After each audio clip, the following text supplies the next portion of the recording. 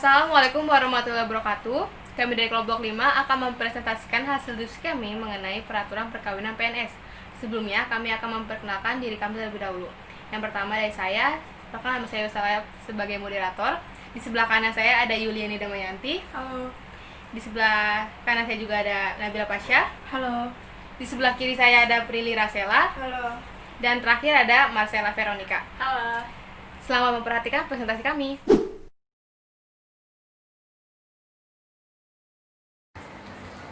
Menurut pasal 1 Undang-Undang Nomor 1 Tahun 1974, perkawinan adalah ikatan lahir batin antara seorang pria dengan seorang wanita menjadi suami istri untuk membentuk sebuah keluarga atau rumah tangga yang bahagia dan kekal berdasarkan ketuhanan Yang Maha Esa. Perkawinan bagi pegawai negeri sipil diatur dalam peraturan pelaksanaan tersendiri. Perihal perkawinan bagi PNS diatur pelaksanaannya dalam Peraturan Pemerintah Nomor 10 Tahun 1983 tentang izin perkawinan dan perceraian bagi PNS yang kemudian diubah dan ditambah dengan Peraturan Pemerintah Nomor 45 Tahun 1990. Yang memiliki hak untuk memberikan izin atau penolakan adalah yang pertama Kepala Bagian Administrasi Kepegawaian Negara yang diatur dalam Undang-Undang Nomor 8 Tahun 1974. Yang kedua, pimpinan masing-masing bank milik negara, bank milik daerah, BUMN dan BUMD yang diatur dalam Undang-Undang Nomor 8 Tahun 1974. Yang ketiga adalah bupati sebagaimana dimaksud dalam Undang-Undang Nomor 8 Tahun 1974.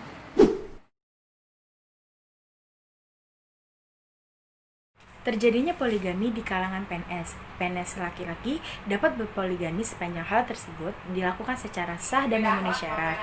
PNS wanita tidak diizinkan menjadi istri kedua, ketiga, ataupun keempat.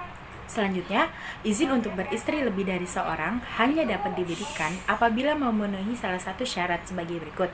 Yang pertama, istri tidak dapat menjalankan kewajiban sebagai istri. Yang kedua, istri mendapat cacat badan atau penyakit yang tidak dapat disembuhkan. Yang ketiga, istri tidak dapat melahirkan keturunan.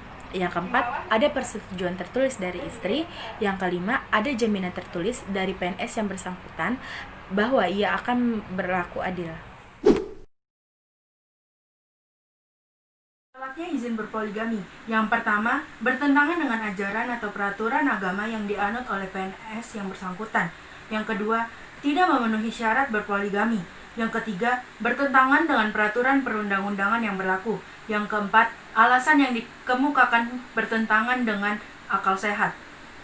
Yang kelima, ada kemungkinan mengganggu pelaksanaan tugas kedinasan.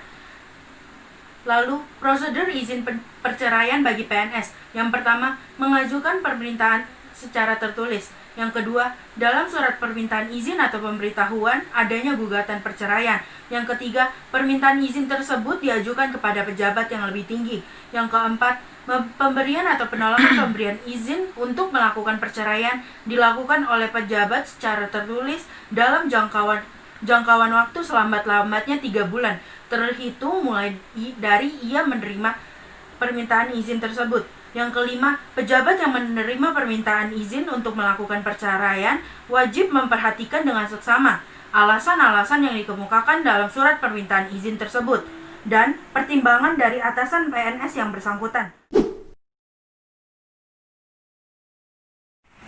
Kewajiban setelah bercerai. 1. Setiap PNS yang bercerai wajib menyerahkan sebagian gajinya untuk penghidupan mantan istri dan anak-anaknya.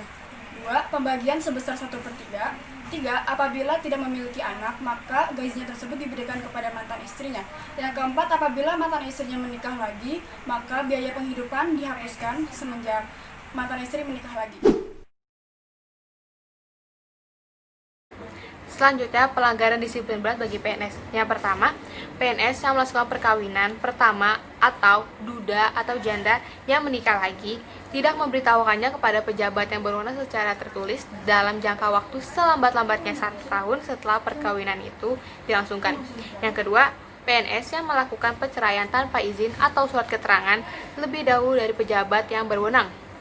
Yang ketiga, PNS pria yang berpoligami tanpa izin dari pejabat yang berwenang saat itu. Yang keempat, PNS yang hidup bersama wanita atau pria yang bukan istri atau suaminya.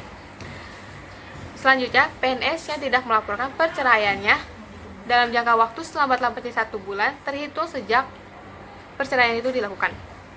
Yang terakhir, PNS yang tidak melaporkan perkawinannya yang kedua, ketiga, ataupun keempat dalam jangka waktu selambat-lambatnya 1 tahun terhitung sejak perkawinan itu dilangsungkan. Sanksi pelanggaran bagi pegawai negeri sipil. Yang pertama, penurunan pangkat setingkat lebih rendah. Yang kedua, pembebasan dari jabatan. Yang ketiga, pemberhentian dengan hormat, tidak hormat, atau pemberhentian sendiri dari PNS tersebut.